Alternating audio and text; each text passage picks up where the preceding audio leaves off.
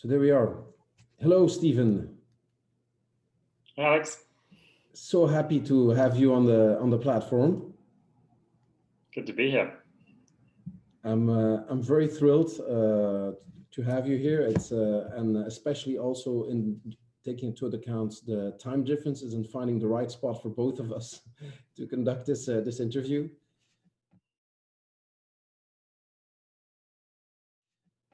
Stephen, before we jump into the topic of today, could I ask you to do a little introduction on yourself and your professional activities before we hit it off? Absolutely. Good to, good to be with you today from Melbourne, Australia, where I am based currently. I've been here since January and currently have two hats, my Aging 2.0 co-founder hat and my Forecastle hat. Aging 2.0 is a global network of innovators and tech startups in aging. And the Forecastle is a consulting company focused on impact. I created Aging 2.0 back in 2012. And the idea is to bring together the technologists, the innovators, the startups to help bring aging and the longevity industry into the future and to connect the best ideas from around the world to improve the lives of older people. And we've now got over 120 chapters, of which you are running one in Lausanne, in Switzerland. Happy to contribute to that, yeah. Absolutely. So thank you for your participation. So we have these chapters run by enthusiastic volunteers who build local ecosystems. And so that allows us to have a good view of what's happening around the world, around innovation and aging. And broadly speaking, not just medical aspects, but really the whole concept of longevity. And we're really very excited about the emerging business opportunities around the longevity economy. And we can talk more about those in the coming minutes. Yeah, no, that's excellent, Stephen. And I'm very thrilled to have a person like you on the platform who has, for more than 8 years, established such an international network, but also experience and expertise on what's happening across the world, as well as from the offering side, I think, but also on the demand side, really what's happening in all those areas, what are the key challenges. So I'm very thrilled about that. What's also a little bit unique about this interview is that normally the platform is mainly about habitat and hospitality and the direct relationship with that. I think today we're going to make it a little bit broader, and we talk about more broadly about the overall needs of the seniors, and because that's basically where aging is focused upon. So the question about the service providers and the opportunities that are out there post COVID, we will at this time look at a more broader picture than just look at only the habitat. So what in your 8 years experience in developing Aging 2.0 has been the evolutions around the core service providers towards LD? How has this evolution been evolving, and where do you see the future? Well, it's certainly changed a lot really since 2012 when we started on this journey. At the time, there were not really a lot of technology companies or startups interested in addressing this market. And I would say that most of the discussion was around the health and medical aspects. And it was a discussion with gerontologists and doctors and frankly, a lot of siloed thinking. And what we're seeing now is much more of the phrase age tech is being used. And there's other sectors that have had a similar transformation, health tech and fintech, for example, where you're seeing the increasing digitization of an industry, and with that, the transformation generally in for the benefit of the end users, the consumers, residents, multiple different types of customer types and individuals involved. It's a very broad topic. Obviously, if we're talking increasingly about a fifth to a quarter of the global population in the coming years being over 60 years old, then this is very much a broad sort of demographic sweep, and it's very hard to say, or you can't say that older people are like this or do this or need this. But what we are seeing is the much greater realization that this is an important emerging market opportunity. Some have called this the biggest new emerging growth market opportunity that there is. Perhaps some of the commentators are talking about the size of the market being sort of upwards of $10 trillion, similar perhaps the third biggest economy in the world, if you think about the products and services associated with the sort of the 50 plus or the 60 plus population. So I think the first big shift is a realization that there is a significant market opportunity emerging and a need for change in how a lot of services are delivered, conceived, and provided. So for example, one of the big priorities we're seeing is people shifting to have much more of a design thinking approach to take account of the needs of older people much earlier in the process of product creation.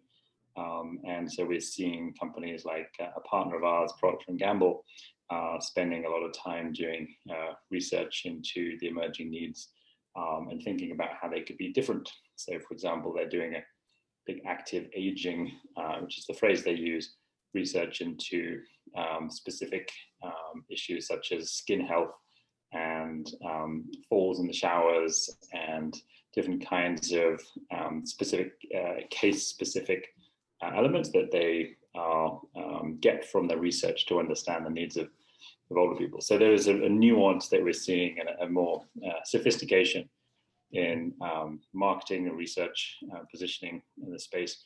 And companies like P&G have been driving us to focus less on the, if you like, traditional aging space with medical nursing homes, assisted living, independent living, and the sort of the residential market, and thinking more about the broader population, and in particular, some of the big needs for keeping people independent, keeping them healthy, connected, and 90% of the population being out in the community rather than in assisted living or independent living. So I'd say that we are very much looking at the broader trends of longevity economy.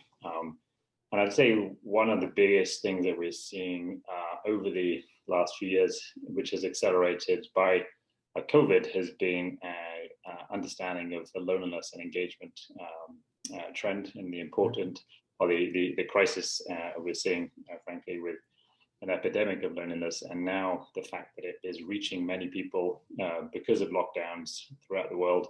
A lot of people, younger people, have also been experiencing that. And I think the flip side of that is a new realization of purpose and of the means of the understanding that older people are people, and we need to re-architect the way we run societies to ensure that everybody of all ages can give back and contribute. And that often means that tapping into older people as part of the communities and not having a siloed approach is very important in terms of the health of the community. And often it means that we need to change our ageist perceptions in terms of how we engage. So I'd say that the high level shifts that we're seeing is a recognition of the power of this market, the importance of understanding it from a design thinking perspective, and then really understanding more about the individual personas and needs of people of all ages. So that if we're looking to create healthy cities, for example, they work for 8-year-olds as well as 80-year-olds. And if you can design cities for all ages, then they work better for everybody. So we've got quite a lot of different trends and pieces that we can talk about, but I'd say the high level shift that we're seeing is a much more maturity and sophistication in understanding the needs and creating more products directly for older people, and particularly recognizing loneliness, engagement, and purpose as big mega trends. Yeah. And how far do you think are we in realizing the the needs of the seniors, the identified needs, and the potentially future needs. Do you think we're half in the process? We are quarter, 75%. Where do you see this? Where would you put the boundary? I think we've probably made significant progress from a very low base. I don't think we're even halfway there in terms of really internalizing older people as full participants in the product and service delivery process. And for example, there's still a lot of quite simplistic segmentation models used for 50 plus or 60, 65 plus when it comes to marketing approaches. There's very little nuance in advertising and marketing approaches. There's often not a lot of thought given to the customer journey for products and services in terms of understanding how different people engage throughout the life of the product and how they get awareness, how they connect socially. And I'd say there are some companies who do this well. There is still, I think, challenges with some of the language that's being used around the products, where we get people rather sort of simplistically marketing a product for older people, which doesn't really excite and inspire, but it focuses on fear and tries to essentially, and if it's not careful, it can remind people of their mortality. And then the entrepreneurs who are pursuing this particular line of action with age tech gadgets that are really focused on frailty and falls, for example, struggle to kind of become energized in the market, whereas others that are more nuanced and are more sophisticated in terms of creating inspiring user experiences and allowing people to connect with their family, to contribute, to share, are much more successful. And what we're seeing is that they don't make a song and dance about being a product for an older person. So I think oftentimes we see the bad examples because they stand out like a sore thumb, but the good ones are being used, being incorporated, and the design principles have been taken into account in the product design, but you don't look at them and go, that's for old people, and that's why it's a success. And we see this anything from Facebook to Apple to Ford cars to design of kitchen equipment, that it is just well-designed product first, happens to be available for all ages a second. Yeah. No, that's very interesting. What, in your opinion, are really the boundary? What makes this evolution towards more delivering more service and products that are closer to the needs of elderly and the appropriate products and services towards the elderly? What makes it that things are going so? Are things going slow? Are things evolving rapid enough? And second, what are the side conditions or initiatives governments, private companies can undertake in order to accelerate that process, in your opinion? I think there's certainly pockets of innovation. I'd say that there is actually right now, again, exacerbated by COVID, a increased acceleration around wellness.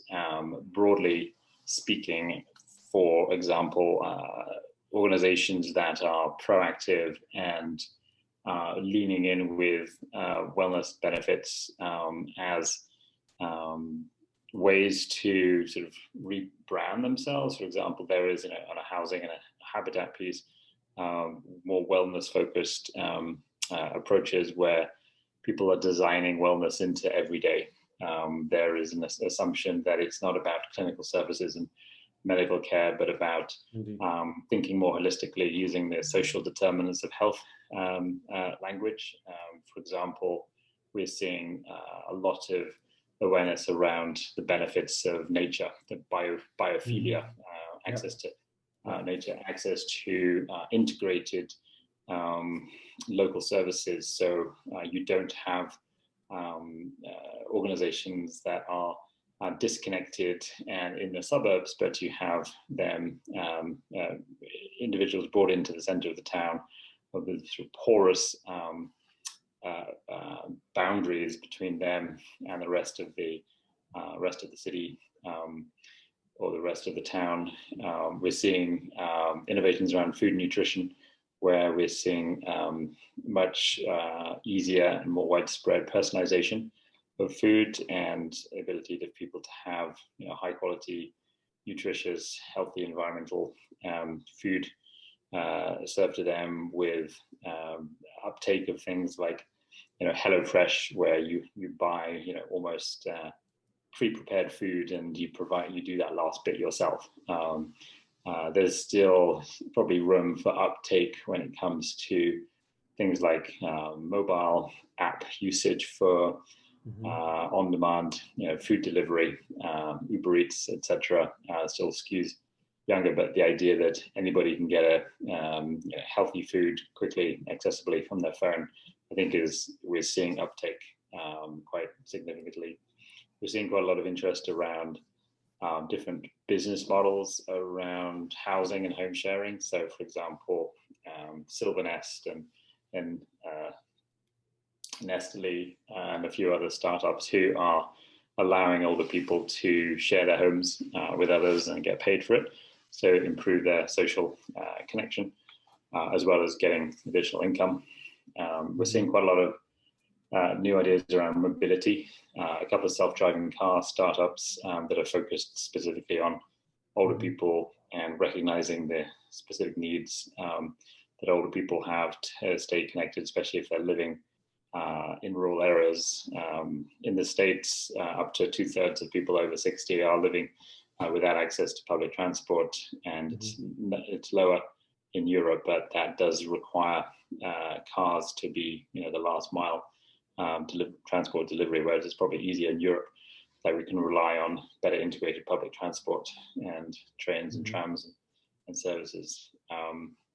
I think we're starting to see some interesting innovations around financial models as well, and financial services. One of the big trends we're seeing is the overlap between insurance and services. So, for example, rather than just buying house insurance, a colleague of mine in the Bay Area has built a house insurance company called Hippo, and they have an inbuilt service layer. So if you are buying your house insurance, you also get a local sensors installed in your home, and you have the ability to have a flood alert and to have the service alert you in case you're having a flood or some infrastructure problem with your house, which obviously from an insurance point of view, it works perfectly because it allows you to then reduce the claims and lower the cost of servicing the customers. But I think we're seeing this shift also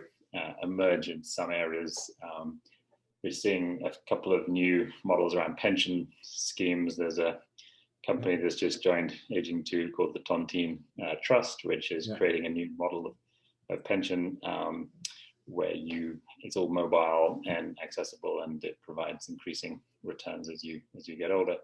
I think there's a lot of different models out there. I think what we're lacking is a coherent, integrated framework to put them together. So I think there's still an opportunity to bring them together, to have a holistic view, to have common data standards, to know what success looks like, for example, with engagement and purpose, or with early stage dementia services, or even with mobility. What does good look like in terms of the service provision, and which are the companies that are doing this best?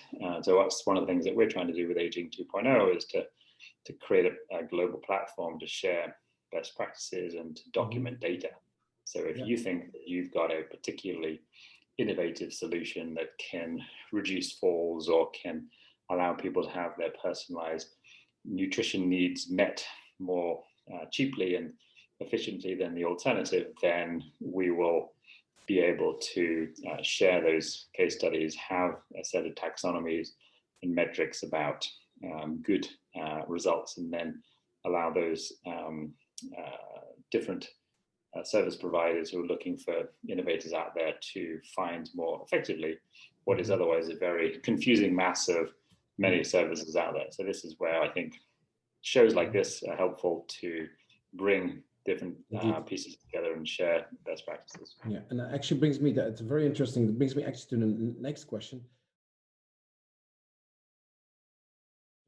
What do you believe governments can undertake to create these ideal site conditions so that these overall opportunities can be seized in the best way possible? Have you any lessons learned that you've been traveling around quite a lot? So you must have picked out a few regions that say basically they managed to address this opportunity quite well. Any thoughts on that? Yeah, I think there's actually a lot of things that the Europeans are doing well in terms of creating an integrated ecosystem approach. I think we're both fans of the word ecosystem, and I think it can mean a lot of different things. I think this idea that you can reduce the health inequality, reduce stress, we're seeing dramatically play out with COVID, where places like the States have significant inequality and significant health inequality, and there hasn't been a particularly great investment in population health, and we're now seeing the ramifications of that, of increasing inequality, increasing societal strife. And I think having a basis of a functioning democracy with a healthy population, with basic standards for literacy and education, are fundamental tenets of good society that every community needs. And it's not about old people or young people, it's about what kind of a community do we want to function in today's very fast-moving, dangerous world.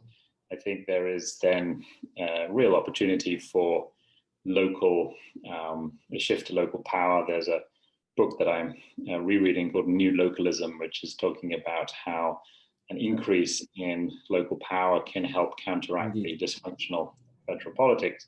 And I think this idea that you can create much more innovative approaches, like, for example, Copenhagen is featured in the book, where they have a public-private model with a government-owned company that is commercializing the Copenhagen port and the redevelopment there. It's a really inspiring model. I think there hasn't been enough critical thinking at the systems level about saying we want to build a society that works for people of all ages and is a mechanism, or provides a mechanism for people to flourish throughout all ages. And I think having infrastructure, I think the health system is a part of it, but also the social care system. I think we're seeing in the UK, where I come from, a real failure of the social care system, and at the expense the hospital-driven NHS and national health system has succeeded, or has been sort of preserved in preference to the social care system, which means we have a lot of pain and a lot of people suffering in the community. And I think Taiwan, for example, has done a really good job. They re-architected their health system. It's a relatively new one. They've have 85% approval rating for their health system. They have average of the cost per person is one of the lowest in terms of the percentage of GDP spent on health. Even Japan, actually, they had a dramatic reversal about 20 years ago, had to change their system and prepare for their coming demographic challenge. And they actually modeled their social system on aspects of Germany. But even now, it's still under stress, and they're looking to bring innovation into the space. So I'd start off with a government perspective, where they have a sort of a local level, very delegated approach. I think we're seeing much more success in delegated than in federal or national top-down approaches. And the failure of the test and trace system in the UK is a good example of of trying to centralize something, and it hasn't been working compared to some of the models we're seeing in Germany, which are much more federated and local and working better. So I think there's a range of different options. I think from Switzerland would probably understand there's a sense of localism. Absolutely. And I think there's also new energy in Europe around investing in startups that I think is going to be exciting as they start to provide the necessary scale up funding and support, which has been missing in Europe compared to the States. What if you would pick ideal regions where people should look at? So this is very interesting what has been developed right there. To any side, because there are some side conditions that were present. Which regions would you pick, Stephen? Yeah, I mean, I think it's hard to pick one region, but I think it'd probably be a combination with aspects of, for example, Finland and Estonia have got some of the most sophisticated digital health data models and mechanisms. Yeah. I'd say the Dutch have got some of the most playful in many ways. They Humanitas is one of the it's a senior care provider, and there was a presentation I was on in Taipei a couple of years ago, and the chairman of that was describing how he brought elephants into the building to surprise and delight his residents, and they have these incredible, extremely energetic carnivals of older people sort of dancing and having fun, and they've done, together with Denmark, some of the more effective and scaled up students living with older people as a solution for intergenerational connection and housing shortage. I think the UK, in particular Scotland, has done some of the best work around dementia and dementia readiness. There was a new report that just came out with the Global Coalition on Aging, talking about which towns are most effectively preparing for dementia management, and that's been the UK, Glasgow and London were two of the top. I'd say Japan, for obvious reasons, has had time to prepare and has got a fairly well-established community model where they really understand the cultural aspects around aging and the benefits and the importance of older people in society. I think there's definitely some holes there, and I'm working with a Japanese insurance company right now to explore some different models. The US has got some of the most sophisticated residential care models, also the most sophisticated acute care, gold standard, high-end care for cancer care and dementia care. And I think there's some interesting things happening here in Australia where there's real localization of funding, and people are being ascertained a certain level of skill, and funding goes to them in order to have local budget to spend on technologies, to spend on living independently. So this idea that you are able to give people budgets which associates with giving them autonomy, I think is something that Australia has been doing pretty well. Yeah, no, very, very interesting. No, thanks for that. I think it's everybody's a little bit trying to reinvent the wheel, and I think it's a lot of things have already been experienced, been invented left and right. So it's great that if we can exchange that. We've talked about those challenges and challenges to overcome. How can you, what currently is Aging 2.0 and adjacent activities undertaking at this moment to help governments, but also ecosystems to develop and benefit from everything that's been going on? Could you elaborate a little bit on that? Yeah, I mean, I think the approach that Aging 2 has taken since the beginning was essentially we're trying to create a systems change approach to thinking about aging very differently, which is not just about apps or tech or startups. It's about the transition from Aging 1.0 to Aging 2.0, and that is really all about framing the paradigms, the mindset shifts, the structures of society in a very sort of high level way. And what that tangibly means is that we need to take a group of stakeholders together who want to work on topics such as loneliness and engagement, such as digital divide, that we've just done a report with Nomura, such as elevating caregiving, to how to reimagine the role of caregivers. We're doing that with Amica, which is a big senior care company in Canada. So if we've got multiple stakeholders together, we'll be much more effective at addressing these missions. And so that's the way we're working, bringing all the stakeholders together. We've got a new digital platform created by the tech team behind the World Economic Forum and some of their tools. And we're now building a digital architecture to map the global innovation ecosystem and then help people connect with each other to solve some of these large, important missions. Yeah, no, very, very interesting. And also, I think you were gathering an initiative that's called the Collective that you guys are working on. And what can you elaborate a little bit more on that, on what that's all about? Yeah, so that's the sort of the natural outgrowth. We've had the last 8 years building up a community, a local level community in these chapters. And with the Collective, which you can find on the website, it's essentially our top-down view of what's happening. So it is this digital platform that I mentioned. It allows people to create profiles of organizations, of people, of case studies, and unlike LinkedIn or unlike Crunchbase, which just sort of has a listing of people, we actually also talk about the topics. We talk topic about focus. Yeah, that's very interesting. Yeah.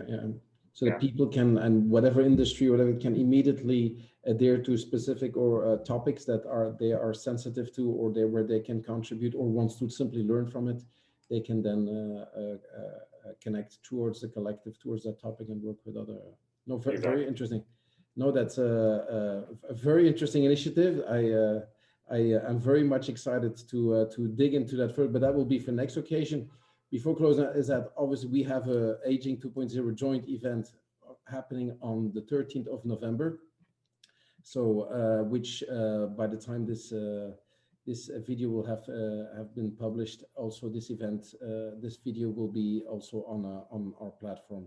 And this is about developing ecosystems. And I think that you guys are really doing a very powerful job, is bringing all those people and topics together. So I'm very honored to have the founder of this platform on the platform, Stephen. So, it's an honor to be here with you, Alex, and I'm excited for what you're doing, and I look forward to continuing the collaboration to drive innovation and aging around the world.